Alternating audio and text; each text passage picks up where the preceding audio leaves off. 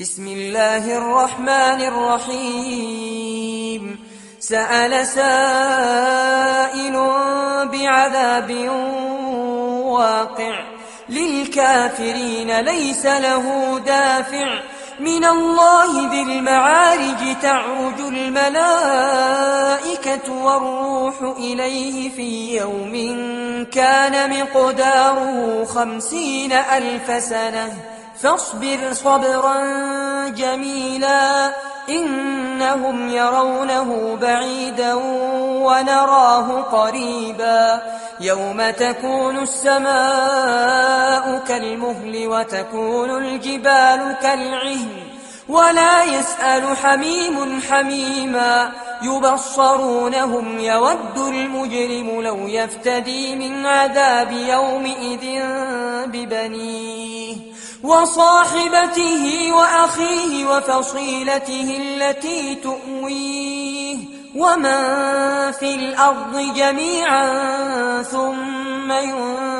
ينجيه كلا إنها لظى نزاعة للشوى تدعو من أدبر وتولى وجمع فأوعى إن الإنسان خلق هلوعا إذا مسه الشر جزوعا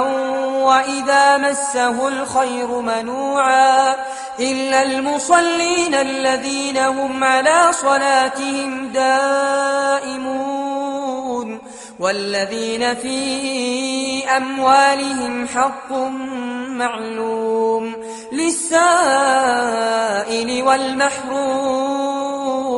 والذين يصدقون بيوم الدين والذين هم من عذاب ربهم مشفقون إن عذاب ربهم غير مأمون والذين هم لفروجهم حافظون إلا على أزواجهم أو ما ملكت أيمانهم فإنهم غير ملومين فمن ابتغى وراء ذلك فأولئك هم العادون والذين هم لأماناتهم وعهدهم راعون والذين هم بشهاداتهم قائمون والذين هم على صلاتهم يحافظون أولئك في جنات مكرمون فما للذين كفروا قبلك مهطعين عن اليمين وعن الشمال عزين أيطمع كل امرئ منهم أن يدخل جنة نعيم كلا إنا خلقناهم مما يعلمون فلا أقسم برب المشارق والمغارب إنا لقادرون على